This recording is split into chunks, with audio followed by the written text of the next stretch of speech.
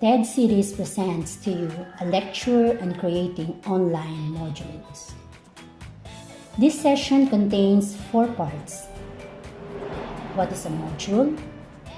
Creating your module, sample format of a module, and online platforms to send your module. We will begin with a brief discussion on the concept of a module. A module is a functional portion of blended learning that presents content to students in one or more pages. Since the platform is online, the approach must be per individual. Modules may equate to 1 week's work or a different time period. Amidst COVID-19, we can still create modules by referring to previously created course documents or handouts. You may set various targets or outcomes per week and ensure that your module is student-friendly. The learning module she designed will be effective for students if we create a logical structure, reinforce key concepts, and add exercises at the right points to help students evaluate their own learning. Next is how to create your module.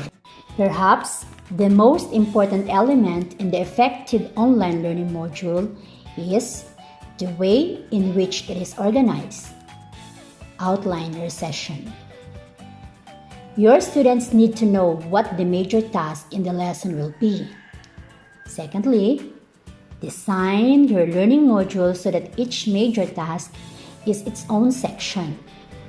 Create sections for major steps in the process. Next, make your introductions clear. In the introduction, establish the context for your students. Then, reinforce the learning in each section with exercises. And lastly, wrap it up nice and neat with a summary.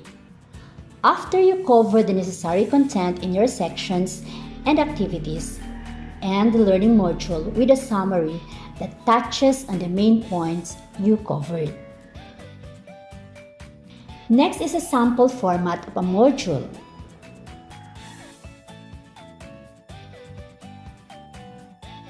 For individualized learning, the module should have its objectives, introduction, lesson and learning activities, evaluation, and summary and references.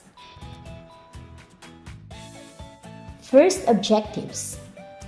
It's a checklist of the cognitive and other skills that the students should develop by studying the module. Learning objectives are written with learners in mind, what learners will be able to do. Some principles in formulating learning objectives are as follows. First, learning objectives should be student-centered. Secondly, it should break down the task and focus on specific cognitive processes. Third, also, it should use concrete action verbs. And lastly, and this should be measurable. According to Bloom's taxonomy, there are 6 distinct levels that e-learning professionals should consider when writing a measurable learning objective. These levels have a direct impact on your online training activities, assessments, and content. It allows you to customize your learning objective statements based on the desired learning outcome and help you determine the ideal method of measurement. You may read more about Bloom's taxonomy to guide you in choosing action verbs for each cognitive level. You may also follow the ABCD of learning objectives to help you formulate well-stated learning objectives. A stands for audience, who will do the behavior. B, behavior, what should the learner be able to do. C, condition, under what conditions do you want the learner to be able to do it. And D, degree, how well must it be done? Second is the introduction. It's an overview of the module indicating its organizing principle. In writing the introduction, it would be useful to provide a brief background on how the module connects to other modules in the course and how the topics in the module are organized. Make sure to keep it short and clear. We wouldn't want our learners to be confused at the beginning of the module. Third, lesson and learning activities. Do not bombard your students with very heavy lessons in your online module. You are not there to clarify things immediately for the students. Therefore, make it as lesson activity format. Cite your sources. Then after its lesson, you may already provide the activity.